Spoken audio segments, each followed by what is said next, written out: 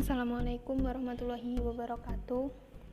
Sebelumnya perkenalkan, saya Dea Ayu Ananda Putri, NIM 200351100002, Manajemen Sumber Daya Perairan kelas B. Di sini saya akan menjelaskan tentang daur biogeokimia. Pengertian daur biogeokimia merupakan perpindahan unsur-unsur kimia melalui makhluk hidup dan lingkungan, abiotik atau tanah dan air. Dalam daur biogeokimia dikenal dua macam daur, di antaranya daur edafik dan daur atmosferik. Daur edafik merupakan daur yang unsur kimia pada daur tersebut tidak pernah membentuk gas di udara. Adapun daur atmosferik adalah daur yang unsur kimia pada daur tersebut mengalami fase berbentuk gas di udara. Daur biogeokimia berfungsi mengatur keseimbangan ekosistem. Fungsi daur biogeokimia. Fungsi dari daur biogeokimia ialah menjadi daur atau siklus materi yang membalikkan lagi seluruh unsur-unsur kimia yang telah digunakan oleh seluruh yang ada di muka bumi dari komponen biotik ataupun komponen abiotik, yang pada akhirnya berkesinambungan dan seimbang dalam kehidupan di bumi dapat terjaga. Berikut ragam daur biogeokimia beserta pengertiannya. Siklus karbon. Siklus karbon adalah siklus biogeokimia di mana karbon dipertukarkan antara biosfer, geosfer, hidrosfer, dan atmosfer bumi atau objek astronomis lainnya bisa jadi memiliki siklus karbon yang hampir sama meskipun hingga kini belum diketahui. Dalam siklus ini terdapat 4 reservoir karbon utama yang dihubungkan oleh jalur pertukaran. Siklus nitrogen. Siklus daur nitrogen adalah suatu proses konversi senyawa yang mengandung unsur nitrogen menjadi berbagai macam bentuk kimiawi yang lain. Transformasi ini dapat terjadi secara biologis maupun non-biologis. Beberapa proses penting pada siklus nitrogen antara lain fiksasi nitrogen, mineralisasi, nitrifikasi, denitrifikasi. Walaupun terdapat sangat banyak molekul nitrogen di dalam atmosfer, nitrogen dalam bentuk gas tidaklah reaktif.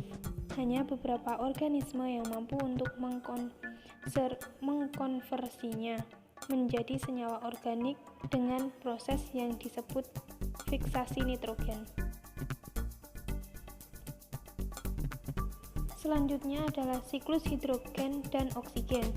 Siklus air atau siklus hidrologi adalah sirkulasi air yang tidak pernah berhenti dari atmosfer ke bumi dan kembali ke atmosfer melalui kondensasi, presipitasi, evaporasi, dan transpirasi.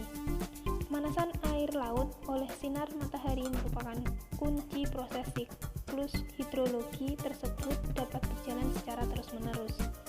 Air berevaporasi, kemudian jatuh sebagai presipitasi dalam bentuk hujan, salju, hujan es, dan salju slip, hujan gerimis atau kabut.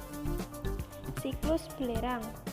Daur belerang atau daur sulfur adalah salah satu bentuk daur biogeokimia. Pengertian dan definisi lain dari daur belerang atau sulfur yaitu perubahan sulfur dari hidrogen sulfida menjadi sulfur dioksida, lalu menjadi sulfat dan kembali menjadi hidrogen sulfida lagi. Sulfur di alam ditemukan dalam berbagai bentuk. Dalam tanah sulfur ditemukan dalam bentuk mineral, di udara dalam bentuk gas sulfur dioksida, dan di dalam tubuh organisme sebagai penyusun protein. Siklus fosfor. Peranan dan reproduksi Chrysopita, atom fosfor juga merupakan dasar bagi ATP, adenosine trifosfat, berenergi tinggi yang digunakan untuk respirasi seluler dan fotosintesis. Selain itu, merupakan salah satu mineral penyusun tulang dan di gigi. Fosfor merupakan komponen yang sangat langka dalam organisme tak hidup. Produktivitas ekosistem darat dapat ditingkatkan jika fosfor dalam tanah ditingkatkan. Peristiwa pelapukan batuan oleh fosfat akan menambah kandungan fosfat di dalam tanah.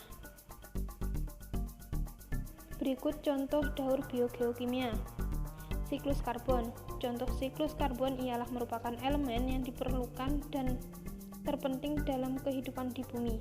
Proses terjadinya karbon dikarenakan organisme membusuk di dalam bumi, yang kemudian ke atas permukaan bumi untuk menjadi makanan buat bottom lapisan.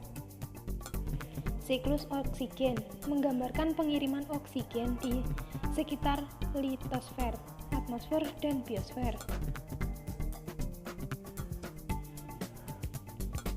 Khususnya pelepasan oksigen melalui fotosintesis, dan dalam penggunaan oksigen oleh makhluk hidup di biosfer diambil dari atmosfer. Siklus air menggambarkan penghimpunan air di bumi, terutama pada laut, sungai, dan danau. Baik, cukup sekian atas presentasi saya. Kurang lebihnya mohon maaf. Wassalamualaikum warahmatullahi wabarakatuh.